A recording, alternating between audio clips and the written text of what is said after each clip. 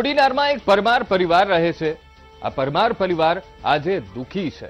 સ્થાનિક લોકો આ પરમાર પરિવારને માન અને ઇજ્જત આપે છે, પરંતુ ગઈકાલે આ પરિવારના એક પુત્રની લાશ મળી આવી છે। પુત્ર દિલ્હીથી કોડીનાર આવી રહ્યો હતો ત્યારે રસ્તામાં તેની હત્યા કરી દેવામાં આવી। જે પુત્રની હત્યા કરી લાશને ફેંકી દેવામાં આવી છે તે પુત્ર ફોજમાં કમાન્ડો તરીકે દેશની સેવા કરતો હતો। ત્યારે કોણ છે કોડીનારના કમાન્ડોના કાતિલ? આવો જોઈએ રોહિત બારડના સ્પેશિયલ રિપોર્ટમાં।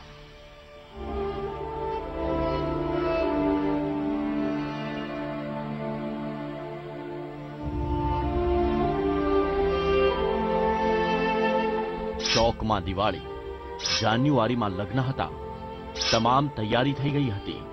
ફોજી ઘરે આવી રહ્યો હતો, રસ્તામાં ઘાતકી હત્યા, પરમાર પરિવાર દુખી। 2 દિવસ પહેલા પૂરી ઘટના સામે આવી હતી। ટીવી સ્ક્રીન પર જોવા મળતા આ પરિવારમાં આજે શોકનો માહોલ છે।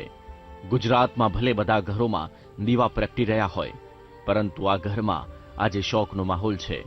તમામ લોકો ચોંધાર આંસુએ રડી રહ્યા છે, કારણ કે આ પરિવારનો દીકરો જે આર્મીમાં નોકરી કરતો હતો અને રજા લઈને વતન આવી રહ્યો હતો ત્યારે રસ્તામાં તેની હત્યા થઈ ગઈ તેવો મૃતકનો પરિવાર માની રહ્યો છે। જે ફોજીની હત્યા થઈ છે તેની ઓળખ પણ કરી લઈએ। નામ અજીતસિંહ પરમાર, ઉંમર 26 વર્ષ, રહેવાસી કોડીનાર, ઓળખ કોબરા કમાન્ડો।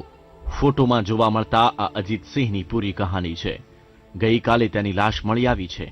પહેલા ગુમ થયાની ફરિયાદ નોંધાઈ હતી, બાદમાં હત્યા કરાયેલી લાશ મળી આવતા પરિવાર ચોંકી ગયો છે। 2 દિવસ પહેલા શું થયું? ગીર સોમનાથના કોડીનાર શહેરમાં રહેતા ખેડૂત પુત્ર અજીતસિંહ બિહાર રેજિમેન્ટ 2005માં કોબરા કમાન્ડો તરીકે ફરજ બજાવી વતન આવી રહ્યા હતા। દિલ્હીથી રાજધાની એક્સપ્રેસમાં રવાના થયા હતા। તેમની સગાઈ થઈ હતી, લગ્નની તમામ તૈયારી પણ થઈ ગઈ હતી। અજીતસિંહે તમામ ખરીદી પણ કરી હતી। દિલ્હીમાંથી કેટલીક ખરીદી કરી હતી અને કોડીનાર આવવા માટે નીકળ્યા હતા। ટીવી સ્ક્રીન પર જોવા મળતા આ છે હિનાબેન ચૌહાણ। આ હિનાબહેન સાથે અજીતસિંહના લગ્ન નક્કી થયા હતા। થોડા સમયમાં લગ્ન થવાના હોવાથી બંને બહુ ખુશ હતા અને એકબીજા સાથે ફોન પર વાત પણ કરતા હતા। અજીતસિંહના ફિયાન્સીએ છેલ્લે અજીતસિંહ સાથે વાત કરી હતી। ચોંધાર આંસુએ રડતી આ હિનાબેન પૂરી ઘટના કહી રહ્યા છે। પેલા 5:30 વાગે મને ફોન આવ્યો। કેટલી તારીખે? પરમ દિવસે। ઓકે। પછી મને એમ કીધું કે આ બધી ખરીદી કરી દિલ્હીથી, બધી ખરીદી કરી પણ મને બધું કીધું અહીંયા। પછી છેલ્લે મને ફોન જ ન આવ્યો। મેં રંગોળી કાઢી લીધી, બધું કરી લીધું મેં। પછી મેં એને 11 વાગે ફોન કર્યો। 11 વાગે ફોન કર્યો ને તો મને કે હું જમવા બેઠો ઈ કે તો જમીને તને ફોન કરું। સાંભળ્યું તમે? હિનાબહેન એવું કહે છે અજીતસિંહ સાથે છેલ્લે તેમણે વાત થઈ હતી। જમીને વાત કરું તેવું તેમણે કહ્યું હતું। જમીને અજીતસિંહે શું વાત કરી તે સાંભળીએ। પછી 11:30 વાગે મેં પાછો સામેથી ફોન કર્યો, એનો તો ન આવ્યો।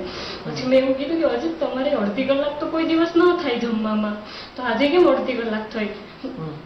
મને કે બધા ત્યાં કે 4-5 જણા હતા ને કે એટલે એ કે જમવાનું હતું કે બધાનું ભેગું કે એટલે પછી બધા સાથે જમતા થાય કે ને હવે તું સૂઈ જાય કે મારું માથું દુખે કે મારાથી વાત થાય એમ જ નથી કે મારાથી બોલાય એમ નથી, હવે તું સૂઈ જા, હું તને 4 વાગે કે વડોદરા પૂકી ને હું તને કોલ કલાક પહેલા।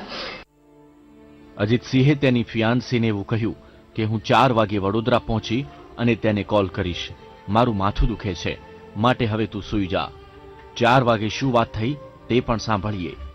મેં કીધું કે વાત મારાથી કે વધારે ન થાય એમ। 5:30 વાગે ફોન આવ્યો ને ત્યારે એ કે ગુજરાતી છે કે હું અહીંયા ગુજરાતી બોલા ને તો એ કે આપણી વાતો એ કે સંભળાય કે એટલે વધારે કે વાત ન થાય। એટલે એના જોડે નોકરી કરતા હતા કે બીજા કોઈ? એ કશું ખબર નથી, કોઈ વાત જ નથી કરી રહ્યો છે તે મને। સાંભળ્યું તમે? દિલ્હી લગ્નની ખરીદી કરવા માટે ગયા હતા, ગુજરાત આવતા હતા અને આવી ઘટના બની છે। હિનાબહેન હજુ પણ કંઈક કહી રહ્યા છે। પછી મેં છે ને 7:30 વાગે મેં કીધું 4 વાગે કેમ નો ફોન આવ્યો અજીતનો? મેં પછી 7:30 વાગે એને મેં કોલ કર્યા, 2 કોલ એના થયા, રિંગ પૂરી થઈ 2 કોલમાં, ત્રીજા કોલમાં સ્વિચ ઓફ આવ્યો। એને એ જ મિનિટે મેં કર્યા। પછી મેં તોય પણ 11 વાગ્યા સુધી રાહ જોઈ। મેં તો કદાચ બેટરી લો હોય તો મેં તો ચાર્જિંગ થઈ જાય ને પછી મને કોલ કરીએ। મેં 11 વાગ્યા સુધી રાહ જોઈ। પછી મેં એનો જીઓનું ડબલું હતું ને એમાં મેં કોલ કર્યો, ઓલામાં સ્વિચ ઓફ આવતા હતા, પછી મેં જીઓનું ડબલું હતું ને એમાં મેં કોલ કર્યો ને તો પોલીસે ઉપાડ્યો હતો. મને કે કોણ બોલો? મેં કીધું તમે કોણ બોલો? મેં તો આ અજીત પરમારનો ફોન છે. મેં તો તમે કોણ બોલો? તો મને કે અજીત પરમારનો જ ફોન છે. કે તમે કોણ બોલો? તમે કયો હોય? કે મેં તો હું એની વાઈફ બોલું. મેં કીધું અજીતસિંહ પરમાર દિલ્હી ખરીદી કરીને ગુજરાત આવી રહ્યા હતા. ખરીદી થઈ ગઈ હતી. 4 જોડી બૂટ પણ લીધા હતા.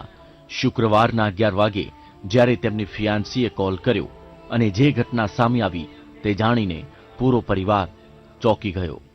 મને કીધું કે શું સામાન આવી કે શું કે ગયો બધો કે ને કે 2 બેગ છે. કે મેં તો હા ટ્રાવેલિંગ મેં કીધું બેગ હશે ને મેં તો એક થેલો હતો એને મેં તો અહીંયા કેમ્પમાંથી આપેલો ને. તો મને કે હા બેનીમાં સામાન શું હતો? મેં તો સામાન મેં તો 4 જોડી બૂટ હતા. અહીંયા જે ખરીદી કરી હતી ને એ પણ મને બધું કીધું.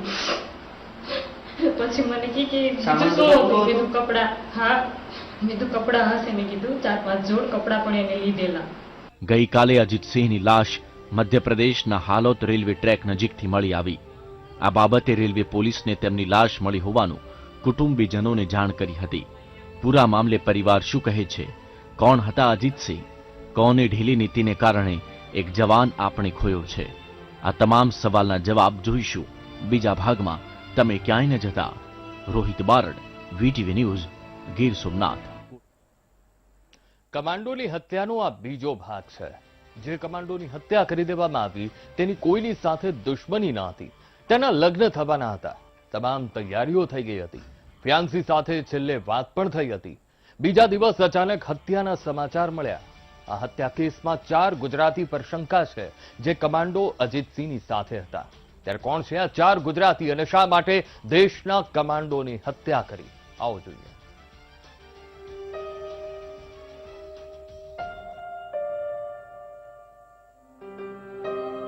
કહાનીનો આ બીજો ભાગ છે. આ ઘટનામાં સ્થાનિક પોલીસ અને રેલવે તંત્રની બેદરકારીને કારણે ઘટના સામે આવી છે. જો પોલીસ જરા સાવધાની રાખી હોત તો ઘટના કંઈક બીજી જ હોત. પૂરા પ્લાન પ્રમાણે હત્યા થઈ છે. અજીતસિંહ કમાન્ડો હતા, સામાન્ય માણસ ન હતા. આ માટે પરિવારને પૂરી શંકા છે તેની હત્યા થઈ છે. હત્યા પણ એક કરતા વધારે લોકોએ કરી છે. પરિવારની માંગ છે પૂરા મામલે રેલવે મંત્રાલયે તપાસ કરવી પડશે, કારણ કે એક દેશના કમાન્ડોના મોતનો મામલો છે. લાશને કેમ રાતોરાત દફનાવી દીધી? કેમ પરિવારની રાહ ન જોઈ? આટલી ઉતાવળ કેમ કરી? કરણી સેના અધ્યક્ષ અને અજીતસિંહનો પરિવારની એક જ માંગ છે. અજીતસિંહની લાશ મળ્યા બાદ તેમના મૃતદેહને કેમ રાતોરાત દફનાવી દીધો? રેલવે તંત્ર શું 12 કલાક કરતા વધારે સમય રાહ જોઈ શકતું ન હતું? એવી તો શું ઉતાવળ ફાટી જતી હતી કે પરિવારને બોલાવ્યા વગર જ ત્યાં અજીતસિંહને દફનાવી દીધા? અજીતસિંહ દેશના લશ્કરના કમાન્ડો હતા, તો પછી શા માટે અચાનક તેમને દફનાવી દીધા? તંત્ર શું સાબિત કરવા માંગે છે? કમાન્ડો સૌથી સારા હોય છે. એમાંના કમાન્ડો એમનું કંઈ પણ સાહજિક રસી અને મર્ડર કરવામાં આવ્યું હોય એવું જણાય છે. અને આમણે તાત્કાલિક બોડીને દફનાવી પણ દીધું છે. આ બધી શંકાસ્પદ વસ્તુ પહેરે છે. તો અમારી માગણી છે કે આમની તટસ્થ રીતે તપાસ થાય અને રેલવે મંત્રાલય અને રેલવેની જે પોલીસ છે એના દ્વારા સંયુક્ત તપાસ કરી અને સાચું અમને ન્યાય મળે એવી અમારી માગણી છે. કોના પર શંકા છે? પૂરી ઘટનામાં અજીતસિંહ સાથે 4-5 ગુજરાતી હતા. તે કોણ હતા તેની કોઈ હજુ વિગત સામે નથી આવી. તમામ લોકો પર શંકા છે. અજીતસિંહ એકદમ સીધા અને સાદા માણસ હતા. તેમનો દુનિયામાં કોઈ દુશ્મન નથી.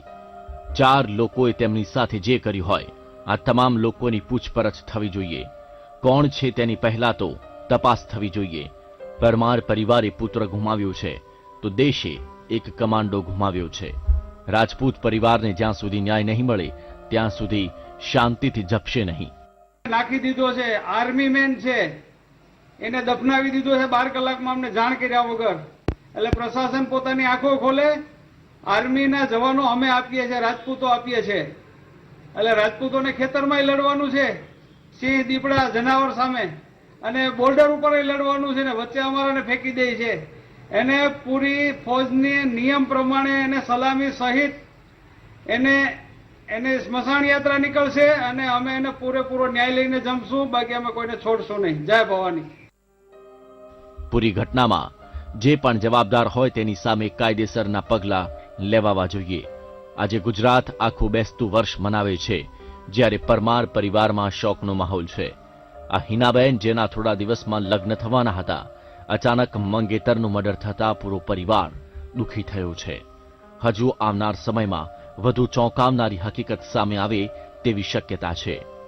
Rohit Barad, VTV news, Gir Somnath.